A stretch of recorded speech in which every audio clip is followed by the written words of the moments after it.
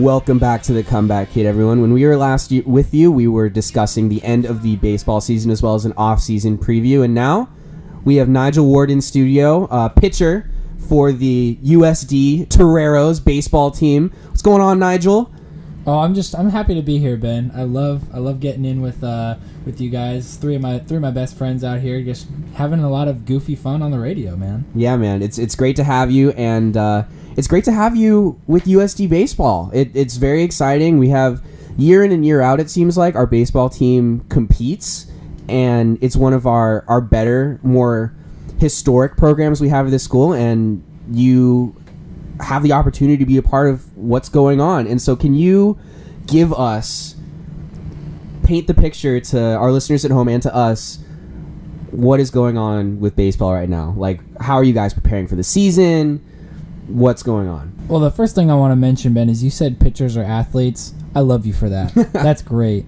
Yes, in the previous segment, yes, I did do that. A lot of the speculation, from people who don't necessarily watch or play baseball that much as a pitchers just kind of throw the ball. That is absolutely not the case nowadays when Bartolo Colon can make a running play through his legs to first base.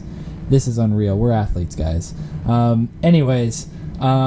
Just to touch on USD Baseball, the way we're prepping, inter-squads, weekly practices, like you wouldn't believe. We're really just keeping our noses to the grindstone, having a process mindset, having a yes mindset, a growth mindset, always looking for every opportunity to get 3 inches better or 3% better, as our lovely coach Rich Hill likes to say. We talked about getting to Omaha and winning in Omaha since day one. Every day we come to practice, we're like, when we get to Omaha, like, this is what we're going to do, and we are going to crush some people. Mm-hmm. Like, we feel really good about where we are, especially with the amount of work we put in. We're a very confident team. We're a very athletic team, a very fast team. We're a very loose group of guys, too, which I feel lends itself to a lot of winning ways. If you look at the Red Sox in 2004, even in like 2013, 2007, that's a very loose group of guys, and they created, what could be called a dynasty. They won 3 World Series in the course of like 9 years. Even look at the Giants. They seemed like a really loose group of guys when they won 3 World Series in 5 years. I feel like that's a great thing for a team to have. And that's what it is in the clubhouse. Super loose, laid back. Of course, when guys need to be to put back in line, then everybody holds each other accountable. And I feel like that's when you have a really good squad, when you can have guys be super loose and then at a moment's notice be able to put guys back into their place to hold each other accountable. That's huge for a team. Yeah, definitely. And thank you for kind of taking us in the clubhouse like that. That's really cool, and that's great insight that us non-athletes are able to get a picture of. So that's great. You mentioned Omaha, and to enlighten those who are at home, when he's referring to Omaha, he's not referring to Peyton Manning or anything like that. He is referring to the College Baseball World Series, which takes place in Omaha, Nebraska each year. And it is a very select group of teams who get to go to Omaha every year. It's not like the NCAA bracket where there's over 60 teams, 68 teams in the NCAA basketball bracket. The College Baseball World Series is very select. How many teams, Nigel, go? It was actually increased to 16 this year. Yeah, increased. Yeah, it was 8 originally. You'd have to go through a regional, then a super regional, and then you'd go to Omaha if you won both of those rounds. But now it's just a regional system, and then if you win your regional, then 16 teams will go to play at TD Ameritrade Park in Omaha. Yes, so very select group going out to Omaha. And I want to pose a question to you, Nigel. When was the last time USD Baseball made it to Omaha? It pains me to say that we've never made it to Omaha. Wow, that's very surprising considering our baseball history. Chris Bryant, third baseman, former MVP and Rookie of the Year for the Cubs, attended USD, and if that's a testament to how difficult it is to make it to Omaha, we had the best college player in the entire country, and he couldn't even do it. But it's not about individual players, and as you were mentioning, it's about the team. And you mentioned the culture, how loose everything is. You brought up something to me before the show that I thought was very interesting that you could explain to everyone at home. There's something called the Kangaroo Court, that goes on in college baseball. Can you kind of explain to our listeners what that's all about? Yeah, absolutely, Ben. The Kangaroo Court is basically just a way to have some fun in the clubhouse. I feel like it probably came about for teams that don't have a lot of chemistry. However, for us, it's super easy because we have a lot of good chemistry. We have a lot of looseness. Basically, what it is, if you do something according to USD Baseball that's quote unquote brutal, they put it on a slip of paper with your name on it, and you put it in the Kang box, so to speak. And then at the beginning of the season, they basically go through and say everything in the Kang box, and we have a laugh out of it, and we have like little max fines, but I mean they're really just a way to get people to laugh a little bit, have fun, laugh at yourself. I know I'm in there probably about 50 times. If you ever ask Paul Richin on campus, Paul Richin, baseball player, junior pitcher on the USD baseball team, ask him how many times I am in the Kang box. He will tell you probably more often than anybody ever has been in the Kang box. Way to solidify your reputation, and your season hasn't even really started yet. Yeah, it's all of the dad jokes, really. Anybody who knows me knows that I tell some of the worst dad jokes you've ever heard. I mean, and then I'll fire back and say the more terrible they are, the better they are. I that's just my type of humor. Sometimes I'll go and delve into some other witchcraft humor. But that's what makes me tick, man. I love those things, and if you're gonna put me in the Kang box for it, I'm all for it. I'm not gonna change myself just because you don't like it or if you think it's brutal. But that's what makes me laugh. You mentioned anyone that knows you would know that you say a lot of dad jokes.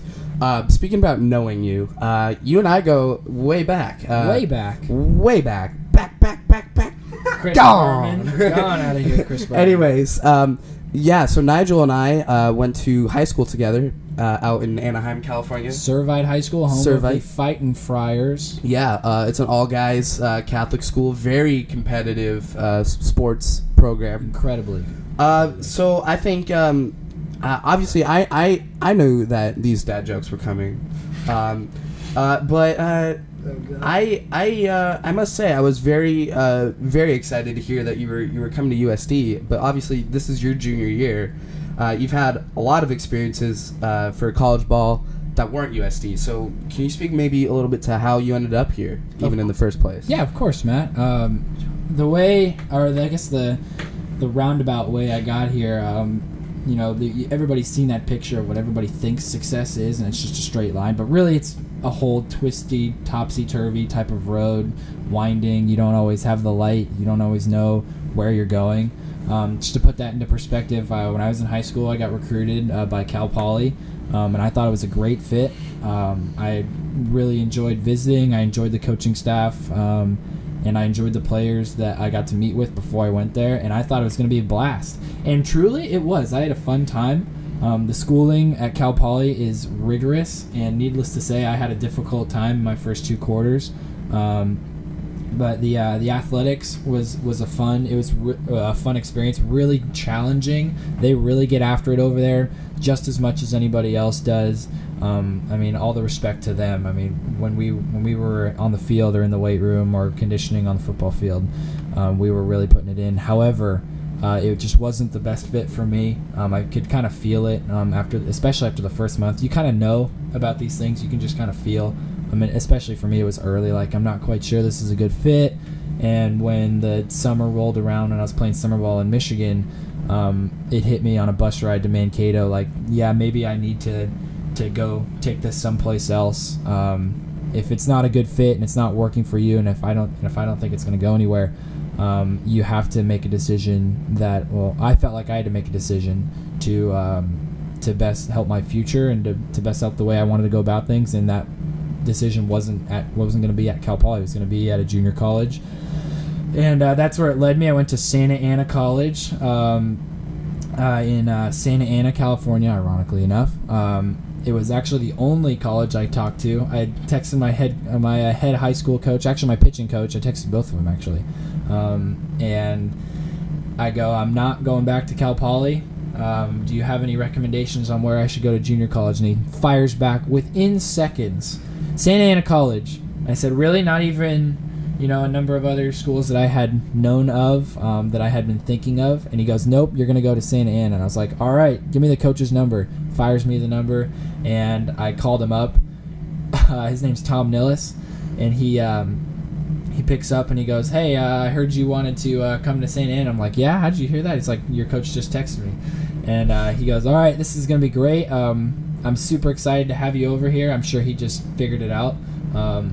So I'm going to send you some paperwork. We're going to get you applied. This was like the beginning of August too, and mind you, the school year started August 26th. So I had about a month to prepare for junior college, and it was a really quick month. I finished summer ball, got my application in, started school on the 26th. I finished summer ball on the 23rd. Drove all the way from Michigan back to California in 3 days. It was a crazy drive, but I mean, just a little side note, driving through I-70 in the Rockies, if you ever get a chance to do that, anybody listening, that is a tremendous drive. Looks like the Rockies there are just etched. They're like labyrinths. Anyways, I got to Santa Ana, and I really didn't know what to think on the first day. I thought, this feels like high school again. How many of these guys are actually going to be really good? How many of them actually are going to give a damn about it? And the first day really opened my eyes. I mean, everybody there was really loose, but easy to play for, easy to compete for. Every guy wanted to be there. They had a chip on their shoulder, like, man, we're in junior college. Everybody wanted to be playing D1 or had gotten drafted or play any higher level than junior college after high school. So it was easy to go out on the field because everybody wanted to win and everybody wanted to play hard, and that's what we did. Every practice we came and we worked our butts off, and our coach really prepared us really well. Both our head coach Tom Nillis and our pitching coach, any other of our assistant coaches, they came to the field ready to work for us and ready to get us to the level of winning and making the playoffs, and that's what we did. We really had a tremendous year. We had an unbelievable pitching staff by our standards. We had another guy by the name of Guillermo Sanchez. We called him Memo. Another great, right-handed sidearm guy. We had a tremendous bullpen. Couple of sophomores, couple of freshmen really stepped up, and we pitched teams to death. It was unreal. We won a couple of walk-off games against some non-conference teams that were really good, and we were number one in the state for about 2 weeks. We were 14-2 before we started conference. Hit a rock. We started 0-5 in conference. We had this one game where I won't mention any names, but we were up in the last inning, and I was pitching, and we had I think they had the game-winning run on second and third, and tying run on third, go-ahead run on second, and we missed a pop fly on the infield, the 2 outs on both runs scored, so that kind of kicked off conference. Oh, God. It's a rough way to start conference, but we picked it up, and we finished conference just over 500 and squeaked into playoffs, won the first round. It just kind of speaks to the attitude, like I mentioned, the culture we had on the team. We were willing to do anything on the field and in the weight room to get us to playoffs and hopefully get us to win a state championship. We didn't get that far, but I had a great time, and it was easy to play for those guys, easy to play for those coaches because they wanted us to win. They came to the field every day, asking the question, what can we do to get better? And that kind of leads me right into San Diego because that is what everybody here does too. It's easy to come to the field because everybody comes in super loose, and then once we get on the field, it's like a bat out of hell, like Coach Hill likes to say. We're ready to go. Like we want to figure out a way to get better every day, 3 inches better. Our pitching coach Nathan Choate, he loves to say, the way you do anything is the way you do everything. So when you go about even your schoolwork, or you're going about like doing your bands before practice, playing catch especially is huge. The way you do anything is the way you do everything. If you do anything 100%, you're gonna do everything 100%, and that ultimately puts you in the best position to win here. And I feel like we're gonna have a great season. I mean, we're unreal. I feel like we have a lot of great players, and if we continue to have this mindset, I mean, the sky's the limit for us, and probably beyond that. Yeah, so it sounds like Santa Ana was a very good transition piece for you, and it seemed like a lot of things went your way. I'd say one thing that did not go your way was your Movember mustache. Oh my gosh. I'm glad it's November 6th and I see nothing. I'm very happy for you. It seems like you got your stuff together. I think things are looking up for you. Oh man. Something we were talking about before the show is the culture and like maybe the relationships you have with your coaches, and how that looks in comparison to what you might see in professional ball. So I was hoping you could speak a little bit to that.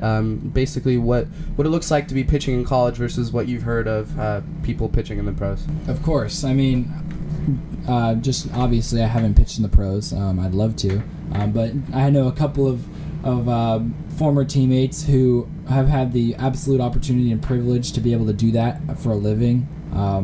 And what I've gathered from them is that it's a lot different. One former teammate, I can quote him. He said, "It's not like babysitting so much," and I hate to use that word with coaching, but I guess that's just how he felt. Ultimately, when you're in college, you'll have an outing, or you have a bullpen, or you'll finish a practice, and a coach will come up to you and be like, "Hey, like this is what you did well today, and this is what I need you to work on," and you feel very pressured, like. This is what I have to do in order to be able to pitch in the spring. This is what I have to do in order to maintain my spot on the team. And what this particular teammate said about the pros was that, if you have a bad outing or a bad bullpen or a bad practice, I mean, it's on you to figure it out. And if you have questions about what you need to do to get better, that's when the coach comes in. You get with the coach yourself. Of course, the coaches will ease you into the right way, but really it's mostly on you, is what I've heard. That's just one guy's experience, though. Personally, I hope it would be a little bit different, because I kind of like that when you have a coach who will come by and be like, okay, like you need to work on this a little bit. I can speak for a lot of my teammates when I say that Nathan Choate is probably one of the best pitching coaches in the country. He's really good on keeping you accountable, and he's a good feel guy, when it comes to giving you the spiel, very honest, very considerate, and he lays it out on the line. He goes, "Look, I know you can be better than that," or, "Hey, that was a good outing. Let's figure out a way to keep this success," because a lot of players know how to handle failure. I know that's a big thing for me. Like when I'm in a bad inning, I'm like, okay, this is easy. I know how to do this. Just put your nose to the grindstone and make pitches. But when you're succeeding, that's a lot different. You have to figure out how much work you have to continue to put in and how much more work you have to put in order to maintain that success. It's a lot different than being in a situation where you're having a string of bad outings. Definitely. And that's great. That's fantastic insight. That's so interesting, Nigel. And I think my final question for you is, you're putting in all this hard work. You've put in so much hard work to get to this point. Are we going to see you in the majors one day, Nigel? Are we? You going to hook it up with tickets? And are you just the tickets, man? No. But are we going to see you dealing at the major league level at some point? Oh man, that's the dream. I since I was a little kid, playing Little League when I was 6. I mean, I've always wanted to play Major League Baseball. That's been the dream. But again, like I mentioned earlier, it's being process oriented. I feel like at this point, I barely ever think about playing in the pros, just because I'm so focused on, okay, what do I have to do in the weight room today in order to get myself to the next level? What do I have to do in this bullpen? What do I have to do while I'm playing catch? I hope to God that I can play pro ball and deal, hopefully win a World Series, pitch for a great team, have a great career. That's what everybody hopes for. And to be able to manage that success is going to be difficult. But the failure will be easy. Getting there will be, okay, I know what mindset I have to be in. And that'll be fun to go through either way, whether I'm succeeding or failing. It'll be a grind, and I'm going to have a blast.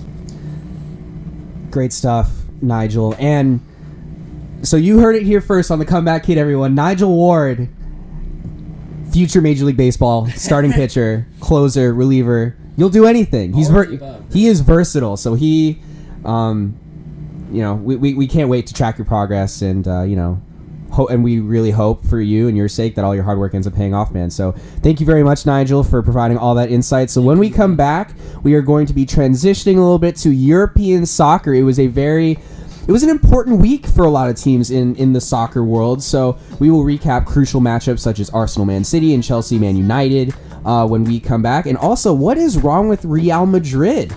Seems like they can't take British teams for the first time in a long time. So stay tuned. We'll be right back to talk about all about it.